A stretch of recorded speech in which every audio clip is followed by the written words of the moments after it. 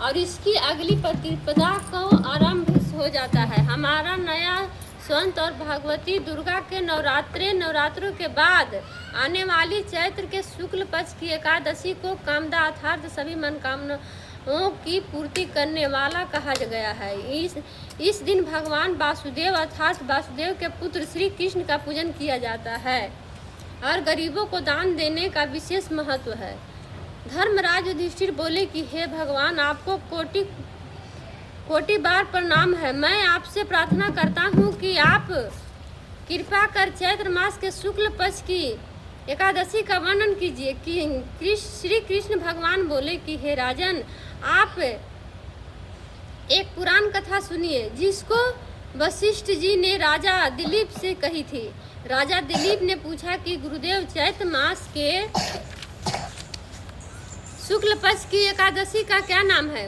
उसमें किस देवता की पूजा होती है तथा उसकी विधि क्या है? सो अब आप कृपा पूर्वक कहिए। महर्षि वशिष्ठ जी बोले, हे राजन, चैत्र मास के शुक्ल पक्ष की एकादशी का नाम कामदा है।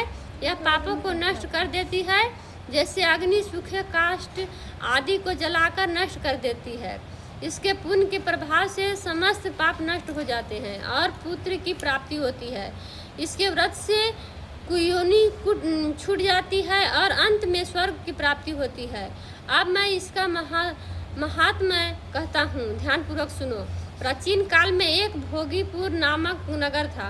वहाँ पर अनेक देव ऐश्वर्य से युक्त पुंडरीक नाम का एक राजा राज करता था। वहाँ अनेकों अप्सराएं, गंधर्व, किन्नर आदि वास करते थे।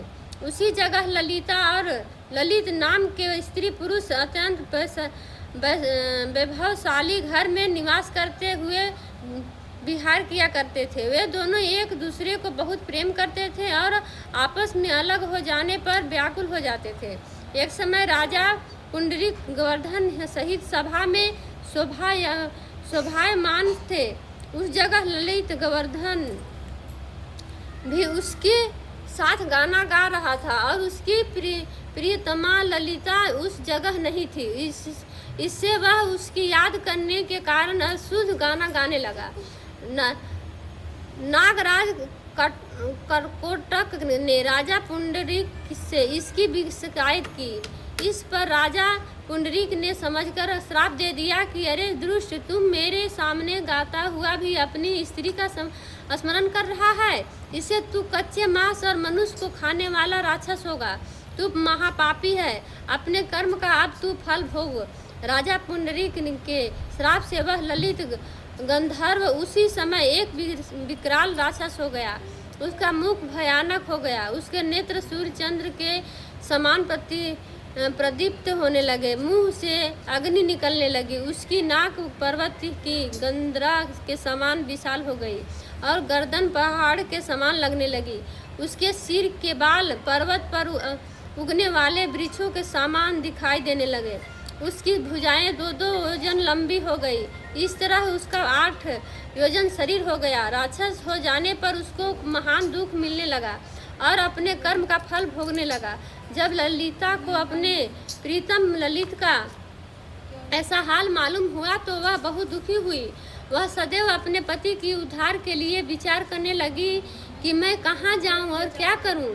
वह राक्षस घोर वनों में रहने लगा और अनेक प्रकार के पाप करने लगा। उसकी स्त्री ललिता भी उसके पीछे पीछे जाती और वह विलाप करती रहती। एक दिन वह अपने पति के पीछे घूमते घूमते विंध्याचल पर्वत चली गई। उसने उस जगह श्रृंगी ऋषि का आश्रम देखा। वह शीघ्र ही उस आश्रम के पास गई और उस ऋषि के सम्मुख जाकर विनय करने लगी। उसे देखकर श्रृंगी ऋषि बोले कि हे शुभगी, तुम कौन हो और यहाँ किस लिए यहाँ आई हो?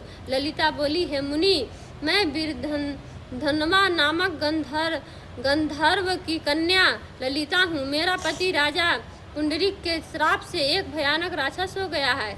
उससे मुझको महान दुख हो रहा है। आप इसे राक्षस योनि से छूटने का कोई श्रेष्ठ उपाय बतलाइए। तब श्रृंगी ऋषि बोले कि अरे गंधर्व कन्या ललिता अब चैत्र शुक्ल पक्ष की एकादशी आने वाली है। उसका नाम कामदा एकादशी है। उसके व्रत करने से मनुष्य के समस्त कार्य शीघ्र सिद्ध हो जाते हैं। यदि तू इसके व्रत के पुण्य को अपने पति को देगी तो वह शीघ्र ही राक्षस योनि से छूट जाएगा और राजा का श्राप शांत हो जाएगा। मुनि के ऐसे वचनों को सुनकर ललिता ने आनंद पूर्वक उसका व्रत किया और द्वादशी के दिन ब्राह्मणों के सामने अपने व्रत का फल अपने पति को दे दिया और भगवान से प्रार्थना करने लगी कि हे प्रभु, मैंने जो यह व्रत किया है उसका फल मेरे पति देव को मिले, जिससे उनकी राक्षस योनि शीघ्र ही छूट जाए। एकादशी का फल देते ही उसका पति राक्षस की योनि से छूट गया और अपने पुराने स्वरूप को प्राप्त हुआ। वह अनेक सुंदर वस्त्रों तथा आभूषणों से अलंकृत होकर पहले ही की भांति ललिता के साथ विहार करने लगा। कामदा एकादशी के प्रभाव से वह अपने की भांति अब अधिक सुंदर हो गए और पुष्पक विमान पर बैठकर स्वर्गलोक को चले गए। हे राजन, इस व्रत को विधि पूर्वक करने से समस्त पाप नष्ट हो जाते हैं। इसके व्रत से मनुष्य ब्रह्मा इत्यादि के पाप और राक्षस आदि की योनि से छूट जाते हैं। संसार में इसके समान कोई दूसरा व्रत नहीं है। इसकी कथा व महात्म्य के श्रवण व पठन से वाजपेयी यज्ञ का फल प्राप्त होता है। हरे राम।